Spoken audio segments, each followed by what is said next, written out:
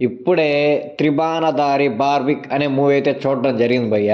ఈ మూవీ అసలు నాకు చూడాలని ఇంట్రెస్ట్ ఎందుకు వచ్చిందంటే, అప్పుడు ఈ మూవీ రిలీజ్ అయ్యాక ఎవరు చూడలేదని చెప్పి డైరెక్టర్ అయితే చాలా ఫీల్ అయిపోయి ఒక రీల్ అయితే రికార్డ్ చేసి ఇన్స్టాగ్రామ్ లో అయితే రిలీజ్ చేసాడు అనమాట. ఇంకా ఆ రీల్ చూసేటప్పటికి అందరూ చాలా మంది అయితే ఇన్ఫ్లుయెన్సర్స్, ఇంకా కొంతమంది డైరెక్టర్స్ వాళ్ళు వీళ్ళు చాలా మంది అయితే చాలా మాటలు మాట్లాడారు.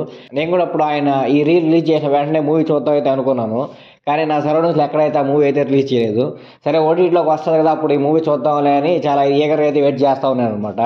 ఈ మూవీ అయితే ఇప్పుడే ఓటీటీలోకి వచ్చింది. నేను కూడా ఇప్పుడే మూవీ అయితే చూడడం జరిగిందనమాట.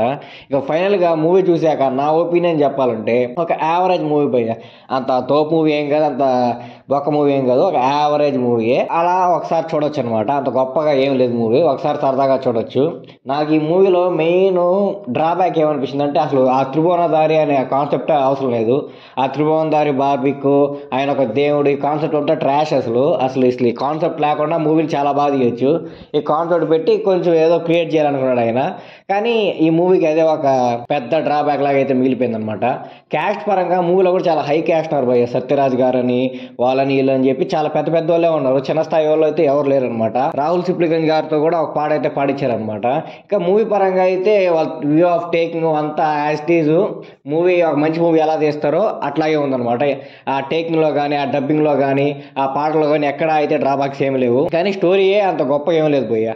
ఆయన అంత బాధపడుతూ ఏడుస్తున్నప్పుడు నాకు అనిపించింది మూవీలో ఏదో గొప్పగా తీసుకుంటారేమో అని చెప్పి. ఒక యావరేజ్ మూవీనే తీసుకొచ్చి ఇంత ధైర్యంగా ఆయన బయటకు వచ్చి ఇలా అంటే, ఆయన కష్టపడ్డాడు, ఒప్పుకుందాం, నిజంగానే కష్టపడ్డాడు ఇలాంటి మూవీ తీయాలంటే. అందరు డైరెక్టర్స్, ప్రొడ్యూసర్స్ కష్టపడే కదా మూవీని తీస్తారు హిట్ అవ్వాలని చెప్పి. అంతేగాని మూవీ ఫ్లాప్ అయిపోగానే ఇలా బయటకు వచ్చి ఏర్ చేయకూడదు కదా. అయితే ఆయన నిజంగా ఒక గొప్ప మూవీ, తురుముఖాన్ మూవీ, తోపు మూవీ చూస్తుంటే ఆయన బయటకు వచ్చి ఇలా ఫీల్ అయిపోయి మనం దాన్ని ఆదరించలేదంటే అది తప్పు. ఫర్ ఎగ్జాంపుల్ ఆర్ని మూవీ తీసుకుందాం.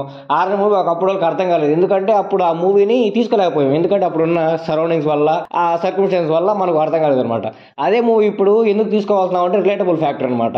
అప్పుడు ఏదైతే మూవీలో చూపించారు, ఇప్పుడు మనం అందరం దాన్ని రిలేట్ అవుతున్నాం కాబట్టి మనం యాక్సెప్ట్ చేయగలిగాం. ఇది మన ఫాల్ట్, ఇక్కడ ఆడియన్స్ ఫెయిల్ అయ్యారని అర్థం.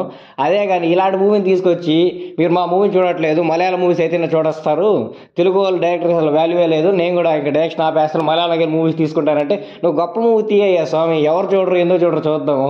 మన రీసెంట్గా ఒక లిటిల్ హార్ట్స్ అనే మూవీ వచ్చింది. బడ్జెట్ అయితే జస్ట్ 2-3 crores ఏమో, ప్రమోషన్ 1.5 crore ఖర్చు పెట్టారు. అంటే మూవీలో దమ్ముంది కాబట్టే కదా వాళ్ళు 1 crore ప్రమోషన్స్ ఖర్చు పెట్టారు. వాళ్ళు పెట్టిన 1 crore అసలు 10x రిటర్న్స్ అయితే ఇచ్చిందనమాట ఆ ప్రమోషన్స్ వల్ల. సో వాళ్ళ మూవీలో కంటెంట్ వాళ్ళు నమ్మారు కాబట్టి డబ్బులు ఖర్చు పెట్టారు అనమాట. అసలు నా మూవీలో మంచి కంటెంట్ ఉంటే మూవీ హిట్ అవుతుందా లేదా, నేను ప్రమోషన్ చేయకపోయినట్టు ఎందుకు హిట్ అవ్వదు. ఏజెంట్ సాయి శ్రీనివాస్ ఆత్రేయ మూవీ చూసాం, అసలు ఎవరికి ఆ మూవీ తెలియదు కూడా తెలియదు. జస్ట్ అలా మూవీ వచ్చింది, ఆ మూవీ వచ్చాక రెస్పాన్స్ బాగా వచ్చి ఎలా హిట్ అయిందో మనం అందరం చూసాం. గూఢచారి తీసుకో, గూఢచారి అసలు ఎవరిని కూడా తెలియదు. ఆ మూవీ ఎందుకు రిలీజ్ అయిందో, ఎవరు యాక్షన్ చేస్తారో ఏమీ తెలియదు. జస్ట్ అలా రిలీజ్ అయింది. రికార్డులు ఎలా కొట్టిందంటే ఇప్పుడు గూఢచారి 2 మీద హైప్ ఆ రేంజ్లో పెరిగిందనమాట.